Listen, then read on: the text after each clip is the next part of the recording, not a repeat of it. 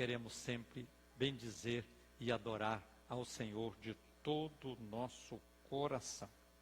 Eu quero neste instante convidar o pastor Arnold Stanley para vir aqui ministrar a palavra de Deus nesta noite. Bem-vindo. Uma alegria tê-lo conosco. Você tem mais ou menos... Meus irmãos, a paz do Senhor. Eu queria convidar os irmãos a conferir um texto da Bíblia comigo, que é um texto de uma carta que o apóstolo Paulo escreve a Timóteo, no capítulo de número 4, no versículo de número 16. Desculpa, o versículo de número 6. 2 Timóteo, capítulo de número 4, versículo de número 6. Enquanto os irmãos estão procurando, eu quero louvar a Deus demais por essa belíssima oportunidade. Uma certa feita, eu trabalhava no colégio IP, e eu me lembro que eu vi a neta do pastor Gentil chegar lá, e sempre a mãe dela muito amorosa, e sempre ela contava, né? E eu conversava com ela e pensava, um dia Deus vai me dar essa oportunidade de eu estar falando a palavra de Deus lá. E 8 anos depois, eu não sei quantos anos depois, eu vejo que Deus cumpriu. Então Deus abençoe o pastor Gentil, ao pastor Elton, e ao pastor Wesley, o pastor Álvaro, enfim, que já são amigos, tá bom? Deus abençoe pelo riquíssimo privilégio. Queridos, diz assim: porque eu já estou sendo oferecido por aspersão de sacrifício, e o tempo da minha partida está próximo. Combati o bom combate, acabei a carreira e guardei a fé. Desde agora a coroa da justiça me está guardada, a qual o Senhor, justo juiz, me dará naquele dia, e não somente a mim, mas também a todos os que amarem a sua vinda. Queridos, houve um tempo na história da minha vida que, enquanto eu estava na graduação em teologia, eu e os outros alunos recebemos um trabalho acadêmico para nós fazermos. E esse trabalho, ele se resumia sobre a vida daquele que certamente foi uma arma que Deus levantou no Novo Testamento. Sem sombra de dúvidas, nas palavras de alguém, foi o maior plantador de igrejas, sem sombra de dúvidas, foi o maior teólogo. Muitas cartas escritas, 13 delas foram parar na Bíblia. E, a bem da verdade, um legado do mais alto nível para o cristianismo. Esse homem, o apóstolo Paulo. Geralmente, quando a gente começa a estudar sobre a vida de alguém, muitas dúvidas vão surgindo. E das várias dúvidas que foram surgindo, a minha pergunta era uma só: por que Deus resolveu escolher logo esse homem? Quem era ele? Quais eram as suas marcas? E a pergunta é: por que Deus resolveu usá-lo de uma forma tão poderosa? E a pergunta que realmente eu precisei responder, sendo a primeira, era: de onde ele veio? Será que a história narra quem foram seus pais? Como foi o seu processo pedagógico? Quem foram seus professores? E o que eu sei dele é o que está descrito já justamente na carta aos Filipenses, no capítulo de número 3. A Bíblia diz que ele mesmo declara para a igreja de Filipos que ele era judeu. Portanto, se ele era judeu, ele simplesmente foi criado como um método que os pais educavam os filhos em Israel. E o método se resumia em uma palavra que Deus ordenou para aqueles homens na terra de Israel. E a palavra era: inculcarás as palavras desta lei na mente dos teus filhos. Justamente o que em hebraico eles chamam de Torá e Jeová. Há quem diga que depois desta ordem que Deus estabeleceu para os seus pais, Há quem diga que possuía relatos de crianças judias que simplesmente portavam nos seus pulsos e nos seus pescoços versículos da lei para que aqueles judeus não se esquecessem jamais sobre a lei daquele Deus que é grande, que é forte e que é poderoso. Foi um método parecido que ensinaram a criança Saulo de Tarso, do 0 aos 6 anos. Os seus principais professores eram seus pais. Era normal aquela criança ir dormir e por muitas das vezes, da boca da sua mãe, ele ouvia a história do Deus que quando descia na terra, fazia o céu tremer e simplesmente os montes fumegarem, tamanho do poder da sua glória. Isso vai ser dos seus 0 aos 6 anos. Porque dos 7 aos 14 anos, essa criança, que a partir de agora vai entrar na pré-adolescência, simplesmente vai começar a ter como seus principais pedagogos, não apenas mais o seu pai e nem a sua mãe. A partir de agora, os seus principais pedagogos passam seus mestres dentro das sinagogas.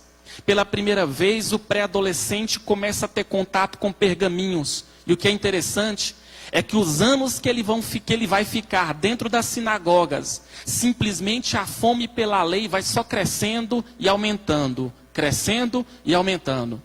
Quando completa os exatos 15 anos de idade, ele vai alcançar o nível máximo de todo e qualquer judeu da sua época. Ele simplesmente vai entrar na universidade que existe até hoje, a Universidade Hebraica de Jerusalém. E é dali para frente que a história da sua vida vai começar a mudar. O motivo pelo qual eu digo isso é porque não muito distante dali, realmente estava se levantando um outro rabino. Esse não possuía dupla cidadania, igual Saulo de Tarso possuía. Esse nunca pisou seus pés dentro da Universidade Hebraica de Jerusalém. Mas por onde esse rabino passava, ele simplesmente tinha poder de colocar em pé aquele que tinha caído. Por onde esse rabino passava, ele tinha e tem o poder de curar aquele que estava doente. Ele simplesmente gerava fé no coração desesperançado.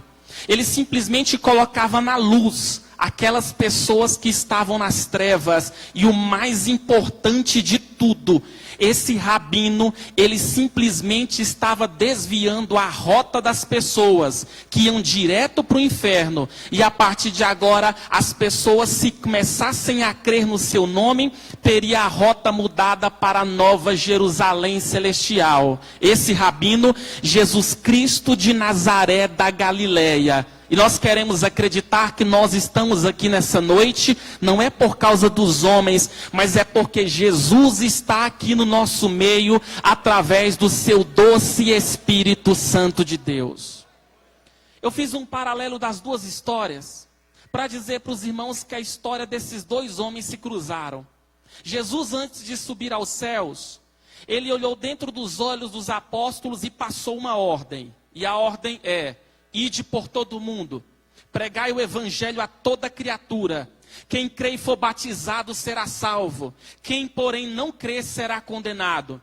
É estes os sinais que haverão de seguir se vocês crerem em meu nome. Em meu nome vocês vão expulsar demônios. Em meu nome vocês vão falar novas línguas. E a ideia é, quando os romanos derem copo de veneno para vocês, tomam, porque não vos fará mal algum. E a maior promessa foi: eis que eu estarei com todos vocês até a consumação dos séculos. O que os apóstolos resolveram fazer? Pregar. É dali para frente que eles vão começar a evangelizar o mundo, até o dia que a notícia chegou aos ouvidos do jovem Saulo de Tarso. Porque quando ele interpreta essa mensagem, ele conclui a seguinte ideia: simplesmente, uma nova heresia está se levantando na terra. Qual é a missão que ele interpretou que ele deveria fazer? Acabar com o cristianismo. E nas palavras do escritor que prefaciou meu livro, que inclusive no dia que ele esteve aqui ele me falou, o pastor Hernandes Dias Lopes, ele simplesmente diz que Saulo de Tarso se torna a pior praga para o crescimento da igreja. Ao ponto da Bíblia mostrar duas metáforas para apresentar o que Saulo de Tarso se tornaria. O primeiro era simplesmente um touro feroz. Em Atos 26:14, ele conta ali o que ele não conta em outra parte da Bíblia. Ele diz que no dia que Deus o chamou e o salvou, Jesus questiona dizendo: Saulo, Saulo, por que me persegues? Dura coisa é para ti recalcitrar contra os aguilhões. E aguilhão é um método que se utiliza para amansar touro bravo. Segunda, está em Atos capítulo 9, versículo de número 1. A Bíblia diz que Saulo respirava ameaças contra os discípulos. E essa expressão no grego, respirar, traz a metáfora de um animal poderoso, que simplesmente está de frente de um animal fragilizado. Essa metáfora remete à ideia de um predador feroz, que está perante uma presa totalmente fragilizada. Esse era Saulo de Tarso. Ele foi criado dentro de sinagogas. Porém, em Atos 9 diz que ele não estava respeitando mais as sinagogas. Ele estava entrando dentro das sinagogas e arrancando cristãos à força. Ele simplesmente estava entregando cristãos para serem dilacerados pelos leões da Líbia, dentro do Coliseu Romano. Cristãos estavam sendo destruídos pela espada dos gladiadores. Tudo isso acontecendo pelas mãos de um único homem, Saulo de Tarso. O que é interessante é que a fome dele por sede de fome e a sede que ele tinha pelo sangue dos cristãos não param. Ele simplesmente se dirige. E quando ele se dirige ao Sinédrio, ele pega mais cartas. E a partir de agora ele se desloca rumo a Damasco. E em Atos capítulo de número 9, a Bíblia diz que Deus separou na sua agenda o dia que ele ia salvar o touro implacável. A Bíblia diz que ele simplesmente narra até em primeira pessoa, dizendo: eis que eu vi uma luz mais forte do que o sol ao meio-dia. Isso era Saulo falando. Jesus, enquanto esteve na terra, ele disse que ele era a luz do mundo e que quem olhasse para ele, ainda que fosse uma vez, jamais voltaria a andar em trevas. O touro caiu, o animal implacável estava jogado por terra e ao chão, mostrando que perante os olhos do leão da tribo de Judá, não tem animal que seja forte e não tem touro que seja implacável. Nota de rodapé. Primeiro, Saulo não se converteu, Saulo foi convertido. Ele diz em Efésios capítulo de número 2, que ele estava morto em delito e em pecado. Morto não fala.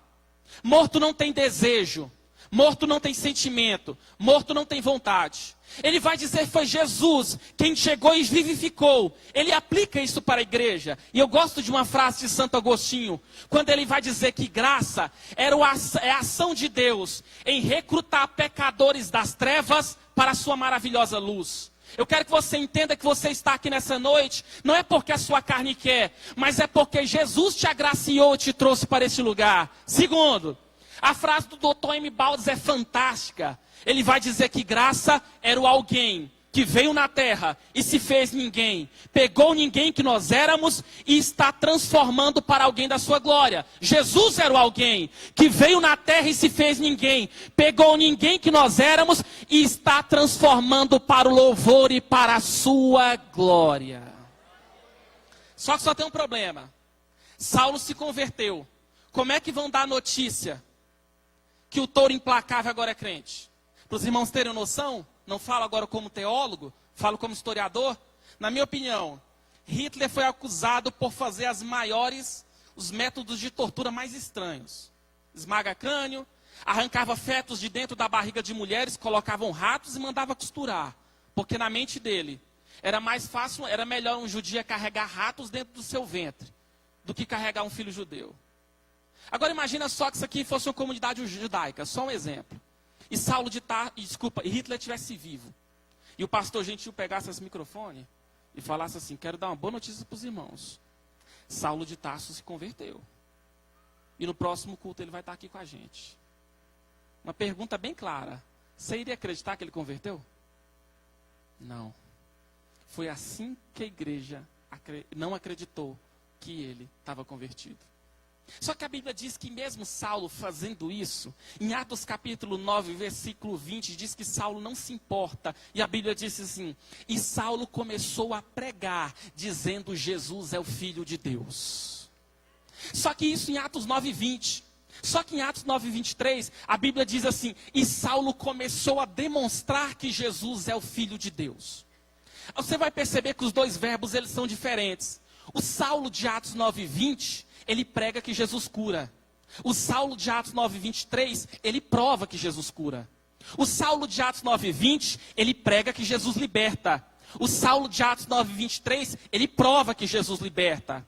O Saulo de Atos 9:20, ele prega que Jesus leva para o céu. Só que o Saulo de Atos 9:23, sobre poder do Espírito Santo, ele prova que Jesus leva o homem para o céu. Esse talvez seja o nosso grande desafio. E eu tenho certeza que essa é a missão da Assembleia de Deus Betel. É não só apenas pregar que Jesus cura, mas nós temos provado que Jesus cura. Não é pregar que Jesus liberta, mas nós temos visto que Jesus liberta. Não é só pregar que Jesus leva para o céu, mas era provar para toda a cidade de Goiânia e cidades adjacentes que Jesus leva para o céu.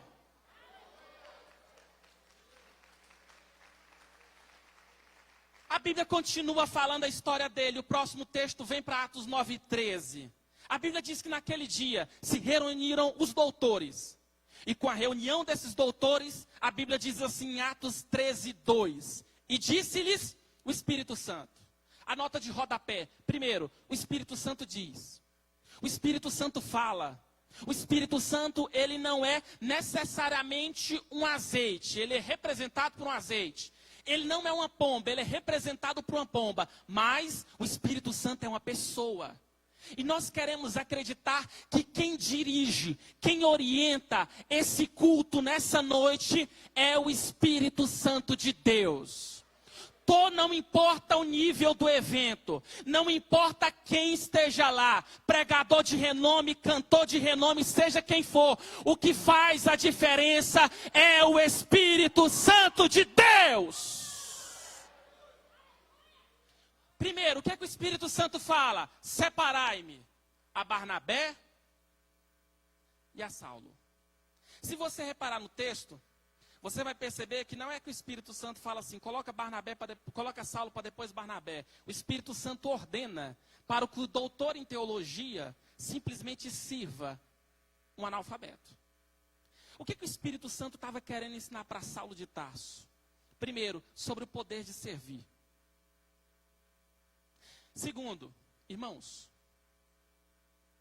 Deus tem algo para você nessa noite. Eu vou perguntar, quantos querem algo da parte de Deus? Levante sua mão. Sabe o que Deus tem para você? Bacia de água e toalha. O desafio nosso uns dos outros é lavarmos os pés para o louvor e para a glória de Deus. Por uma igreja que aprenda a entender que nós não podemos, quem pode é Ele. Por uma igreja que deixa de ser estrela para fazer o sol da justiça brilhar. Segunda regra. O texto sagrado vai dizer que ele vai. E ele vai para a sua primeira viagem missionária. São 3 continentes simplesmente pregando, evangelizando, e palavra, e pregação, e poder do Espírito. Só que ele chega em território grego. E quando ele chega em território grego, a Bíblia Sagrada diz que ele e Silas, a partir de agora ele já não servia mais Barnabé. A partir de agora Deus levantou Silas para ajudá-lo a servir, e os dois deveriam servir o poder do Evangelho. A Bíblia diz que ele narra de novo, em primeira pessoa, declarando, indo nós à oração. Eu quero que você entenda uma coisa. O apóstolo Paulo, ele era um homem de oração. E a pergunta que fica é, o que a oração pode fazer? Quais são os benefícios de orar? Primeira coisa que eu quero que você entenda é que quando o homem trabalha. Mas quando o homem ora, quem trabalha é Deus.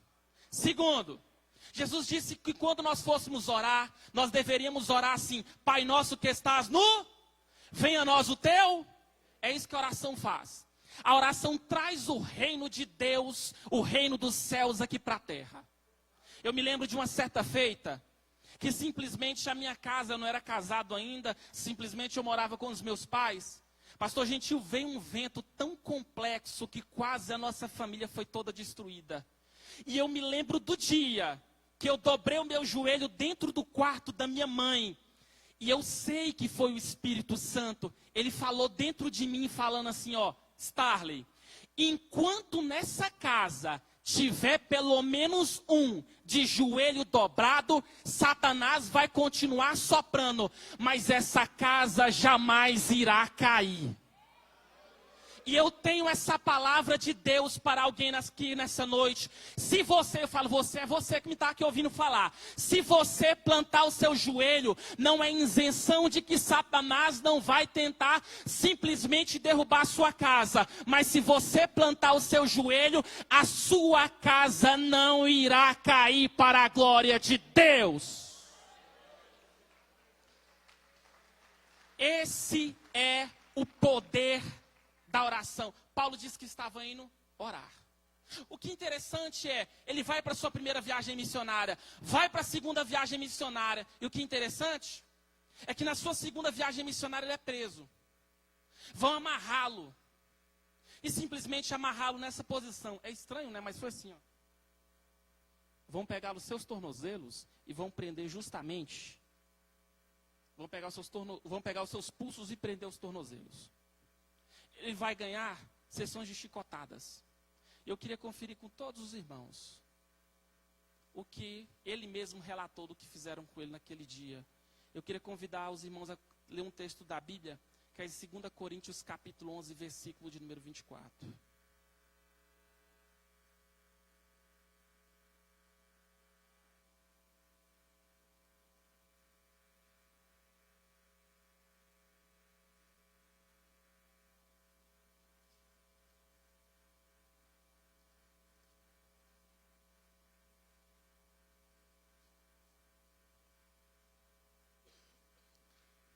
Olhe para cá.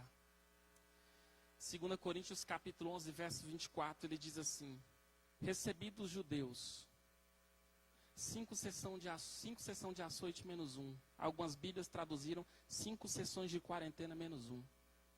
Sabe o que é que eu preciso que você entenda? Malandragem é coisa antiga. No mundo antigo, quando eles queriam matar o prisioneiro, se eles dessem a 40ª chibatada, eles deveriam parar. Sabe o que fizeram? Davam 39 e tinham que voltar para a primeira. A história não narra que alguém sobreviveu a 3. Paulo escreve dizendo que levou 5 sessões de açoites. O que é mais interessante eram os resultados e a pergunta que fica: como que um homem sobrevive a uma tortura dessa? Sabe o que eu quero que você entenda? Espécies de anzóis. 39 chibatadas sendo cravadas nas costas do velho apóstolo. Nas primeiras 39 sessões de chibatadas, eram sequelas para o resto da sua vida. Nunca mais dermatologista nenhum daria conta de simplesmente restaurar as costas de Paulo. Segundo, na segunda sessão de chibatadas, há relatos de que os órgãos internos dos criminosos eram à vista, ao ponto de perder tanto sangue, mas tanto sangue, que se você rodeasse pelas costas de Paulo, era possível você ver os seus órgãos internos. Na terceira sessão de chibatada, ele começa a dar ataque de colapsos nervosos, meio que ataque epilético. E mesmo ele fazendo isso, vão dar mais 39 sessões de chibatadas e ele é dado como morto. E mesmo dado como morto, ele ganha mais 39 sessões de chibatadas. Ele vai dizer no versículo de número 25, olha, 3 vezes eu fui açoitado com varas, uma noite e um dia, uma vez eu fui apedrejado, 3 vezes sofri naufrágio, uma noite e um dia eu passei no abismo, em viagem, perigo de rio, de salteadores, dos da minha nação, dos gentios, na cidade, no deserto, no mar, perigo entre falsos irmãos. Quando Paulo leva a sua primeira sessão de chibatadas, consequências para o resto da vida. Na segunda, os órgãos à mostra. Na terceira, colapsos nervosos. Na quarta, dado como morto. E dado como morto, mais 39 chibatadas vão jogar a desfiladeira abaixo. Essa é a hora que todo mundo pensou que Paulo estava parando, que Paulo estava retrocedendo. Esse é o momento que Satanás chega no ouvido de um homem e fala: Saulo, volta para a Universidade Hebraica de Jerusalém, porque você vai ficar no lugar de Gamaliel. O interessante é que quando ele simplesmente é dado como morto e jogado desfiladeira abaixo, ele já tinha começado a escrever a carta para a igreja em Corinto. E olhando para todo esse caos que ficou o seu corpo, ele começa a escrever 2 Coríntios 4, verso 16, que diz: por isso, não desfalecemos. Ainda que o nosso homem exterior se corrompa, vírgula, o nosso homem interior se renova de dia em dia. E não atentamos nós para as coisas que nós vemos, porque as coisas que nós vemos, dificuldade, problema, tribulação, estas coisas são temporais, mas as coisas que nós não vemos, o poder de Deus, a graça do Evangelho, estas coisas são eternas. É por isso, pastores, que não se esqueçam, Deus, Ele é com os senhores para o louvor e para a glória dEle. Eu vou falar algo aqui que eu tenho certeza que Deus está ordenando. Vocês não trabalham primeiramente, não é para o homem. Você trabalha para Jesus de Nazaré da Galileia. Você trabalha para o Rei dos Reis e Senhor dos Senhores. E Deus vai crescer a igreja sim. Deus vai prosperar os membros sim. Deus vai curar na igreja sim. Para o louvor e para a glória de Deus. E caminhando para o final. Ele escreve 13 cartas. 2 vezes foi preso. Engraçado que na sua primeira prisão ele escreve cartas para a igreja de Filipos, de Éfeso, de Roma. Só que na sua segunda prisão, ele escreve essa carta que nós lemos. E para essa carta, ele vai citar o nome de um jovem rapaz, chamado Onesíforo. Sabe o que esse homem fez? Ele andou como de Goiânia até Fortaleza, de pé. Sabe para quê? Para tentar ver o seu velho companheiro Paulo. Não deixaram Onesíforo abraçar Paulo. O máximo que permitiram foi ele subir em cima de uma pedra e colocar seu rosto em 3 barras de ferro. E mesmo assim, ele tendo tal oportunidade, Onesíforo diz: companheiro Paulo, eu vim aqui para dizer que por mais que você foi abandonado pelos homens, mas jamais abandonado por Deus. Esquecido pela terra, mas jamais esquecido pelos céus. E ele vai agradecer, dizendo assim, que Deus abençoe a casa de Onesíforo, porque muito me recriou. Segundo, ele sabe que ele foi preso uma segunda vez, e dessa prisão, ele já não voltará. Ele vai dizer que o tempo da minha partida está próximo, a expressão grega que ele usa é anelisis, que significa uma metáfora. Era necessário arrancar as estacas do bote, atravessar o rio e voltar para casa. O que é morte para o cristão? Resposta: é entrar dentro do bote e retornar para os braços do Deus Todo-Poderoso. Como se não bastasse, é lavrado justamente a sentença. A guarda pretoriana vai arrancar o velho apóstolo. Não sei mais a idade. Há quem diga que ele já portava hepatite, estava mancando de uma perna e o seu corpo todo dilacerado por amor ao Evangelho. Vão puxá-lo de dentro da masmorra e vão forçá-lo a ajoelhar. Por muito tempo se acreditou que a morte de Paulo se deu por guilhotina, mas não foi. A guilhotina só vem na Revolução Francesa. Naquele dia, um soldado romano foi forçado a retirar, simplesmente, uma espada. E era costume deles, fazer aquela célebre pergunta: quais são as suas últimas palavras? Qual é a última palavra de um homem desse nível? Antes de mais nada, não se esqueça, ele morreu pobre. Ele disse que no dia da primeira audiência ninguém foi defendê-lo. O homem que deu a sua vida a muitos, no dia que ele precisou, ninguém foi lá acompanhá-lo. Mas ele mesmo ajoelhado, com as mãos para trás, e ouvindo do soldado de elite da guarda pretoriana quais eram as suas últimas palavras, ele diz: combati o bom combate. Eu acabei a minha carreira. Pastores, não se esqueçam, o ministério é carreira. E agora eu guardei a minha fé. Ele morre, e antes de morrer, ele ainda olha para dentro dos olhos do soldado e diz assim: agora a coroa da justiça me está guardada. a qual o Senhor Jesus, reto juiz, tem ela não somente para mim, mas para César, para toda a guarda pretoriana, para você e para todos aqueles que amarem a sua vinda. Espada na cabeça, no pescoço do apóstolo Paulo. Corpo para um lado, a cabeça sai rolando para o outro. E o sangue começou a perfurar a terra. E daquele sangue, simplesmente Deus levantou igrejas poderosas para anunciar o evangelho mais poderoso que existe, com poder e autoridade. E escute bem o que eu vou lhe dizer. Paulo já morreu, simplesmente John Wesley morreu, Charles Finney morreu, porque a partir de agora, esse é o ano que Deus conta com você. Antes de mais nada, eu vou devolver o microfone. Eu quero dizer algo aqui para você nessa noite.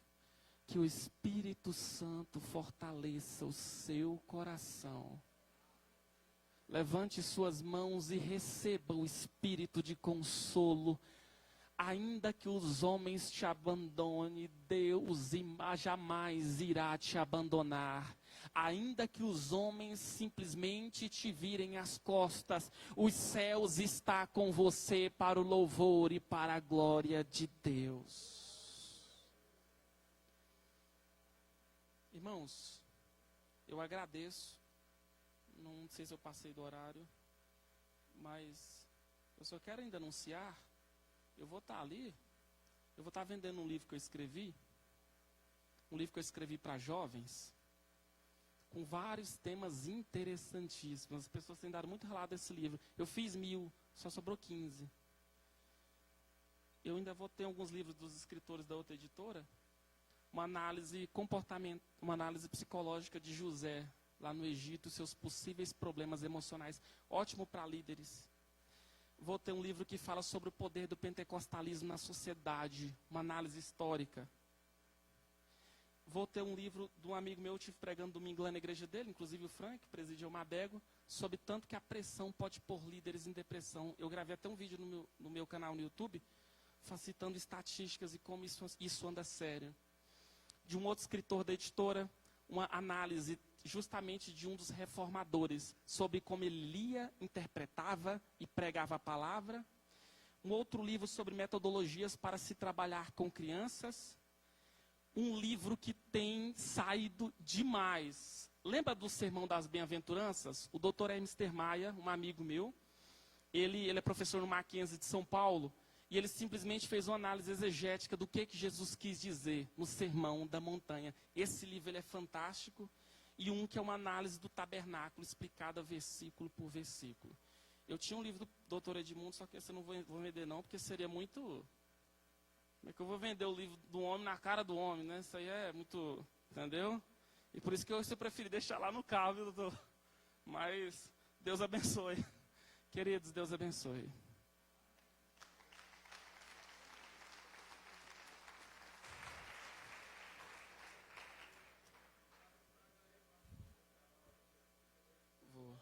Starley _ Lima. O canal, irmãos, no YouTube é Arnold Starley. Feed pobre tem uns nomes difíceis. Feed rico chama Elton, Jacó, enfim. Irmãos, eu quero só agradecer a Deus pela vida de um pastor que sempre me acompanhou desde criança, que é o pastor Jacó Borges. E eu estou muito feliz por ele estar me acompanhando aí. Deus abençoe. Ele me ensinou a orar, ele já me colocou para jejuar. E eu nunca deixei de ouvi-lo e não tenho essa intenção. Deus abençoe. Amém. Amém. Ótimo. Amém.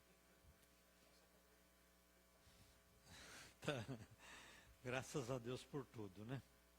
Deus é bom. Graças a Deus por Paulo e tantos outros que deram a vida por nós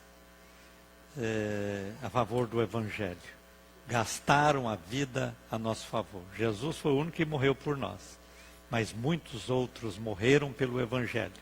Esse Evangelho que nós vivemos, este Evangelho que nós pregamos, este Evangelho que nos transformou e fez de nós uma nova criatura. Graças a Deus por esta mensagem. quando coisas tão vivas vieram aos nossos corações, para que nós possamos ter um coração grato. Às vezes você pega uma passagem, uma carta, uma palavra de Paulo, e você só pensa na palavra, não pensa no apóstolo, não pensa naquilo que Paulo teve que sofrer por nós. Às vezes a gente vê hoje a igreja do Senhor Jesus expandindo pelo mundo afora, crescendo tanto, tantos eventos, tantos templos bonitos, tantas coisas maravilhosas, e às vezes esquecemos que alguém lá atrás pagou um preço muito alto, sofreu muito para que a igreja pudesse chegar onde está. Então nós devemos sempre louvar a Deus por homens como Paulo, como Pedro, e tantos outros que não se importaram com as suas próprias vidas, mas se importaram com a vida daqueles que eles haveriam de alcançar e continuam alcançando, porque todos nós, com palavras como essas, somos alcançados para viver uma vida feliz e abençoada. Graças a Deus por tudo. Nós, na segunda-feira, aliás, ontem, sepultamos o pai da nossa irmã Maria José, da irmã Terezinha, que frequentam aqui a igreja, e devemos orar por toda a família.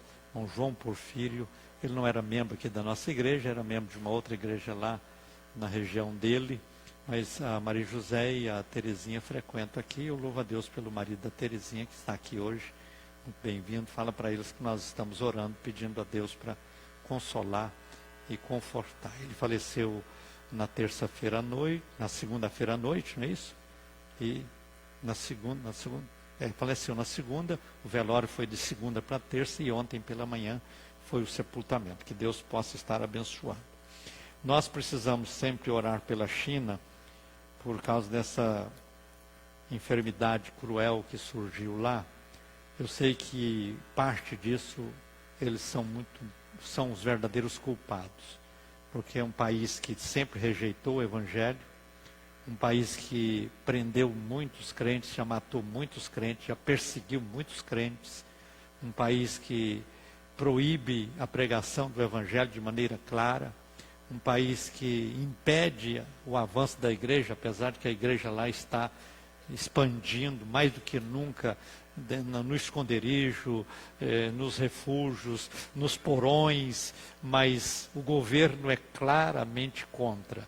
E agora surge, quem sabe com isso eles podem quebrantar o coração, e entender que eles podem ser um país de uma grande potência, mas estão aí sendo desafiados por um pequeno vírus que já matou mais de 2.000 pessoas lá, e tem 74 mil pessoas infectadas, e é um país que é uma população muito grande, isso pode ter alcance ainda muito maior, e nós temos que pedir a misericórdia de Deus para que esse vírus não chegue no Brasil, apesar de que alguns já estão aí sob suspeitas aqui no Brasil, mas até agora nós não temos nenhum caso concreto de alguém que está contaminado. Devemos orar para que Deus nos livre disso. Nós somos uma nação que temos a liberdade de pregar o Evangelho, que temos a liberdade de reunir como povo de Deus nos templos, nas praças, nos estádios, nos ginásios, em todos os lugares, e nós louvamos a Deus por este privilégio. Lá na China não se pode fazer isso, mas quem sabe, com essa situação agora, eles podem cair a cara no pó e pedir a misericórdia de Deus sobre eles, e devemos orar para que Deus possa fazer esta obra importante e maravilhosa naquele povo. E vamos ficar de pé e vamos terminar o nosso culto. Estou profundamente agradecido, Starley, pela sua vinda nesta noite.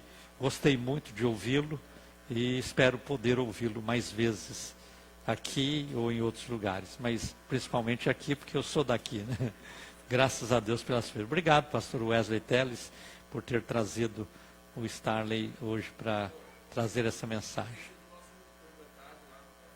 Olha que bênção. Nós temos o nosso curso da ETAD, e lá no Nova Esperança ele é o monitor. Então vocês estão bem lá, viu?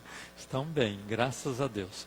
Nós estamos com vários núcleos da ETAD aqui entre as nossas.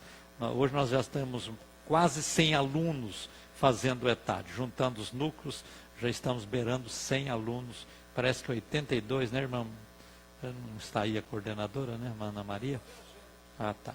Então, nós podemos crescer e devemos crescer, porque estudar a palavra de Deus é o exercício mais importante que nós fazemos. Então, vamos, neste instante, orar, agradecendo a Deus. Segura na mão de quem está do seu lado aí e vamos orar com fé. Glória a Deus. E devemos agradecer, porque Deus nos livrou dessas quarentenas de açoites, né? Deus nos livrou dessas cadeias, Deus nos livrou dessas surras com vara, como Paulo teve que levar por nós. Deus nos livrou de tudo isso e servimos a Deus com liberdade, com alegria. Eu não conheço ninguém aqui de vocês que ficou preso um dia porque estava na praça pregando o Evangelho. Eu não conheço ninguém de vocês que foi açoitado porque pregou o Evangelho.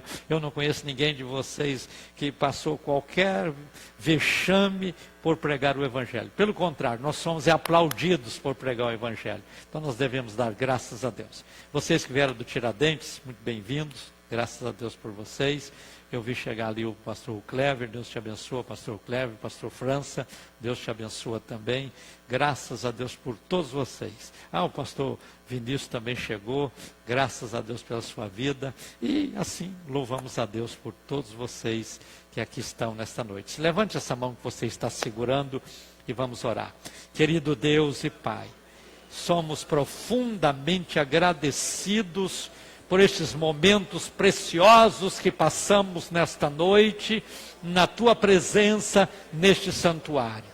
Obrigado pela palavra, obrigado pelos louvores, obrigado pelo testemunho de cura que nós ouvimos, obrigado pela presença de cada pastor, de cada pastora, de cada obreiro, cada obreira, de todos os que aqui vieram, ó Pai, nesta noite. Obrigado pela vida do pastor Starley, que trouxe a mensagem tão importante e oportuna aos nossos corações, e que as Tuas mãos, ó Pai, continuem estendidas sobre nós, nos guardando, protegendo. Pai, eu quero pedir a Tua bênção para toda a família da Maria José e da Terezinha, que perdeu o pai, que o Senhor possa consolar, confortar, fortalecer neste momento difícil. Eu quero pedir também que as Tuas mãos, Senhor, estejam estendidas sobre a China, que o Senhor esteja tocando no coração daqueles governantes, daquele povo ateu, daquele povo que nega a existência do Senhor, que eles possam compreender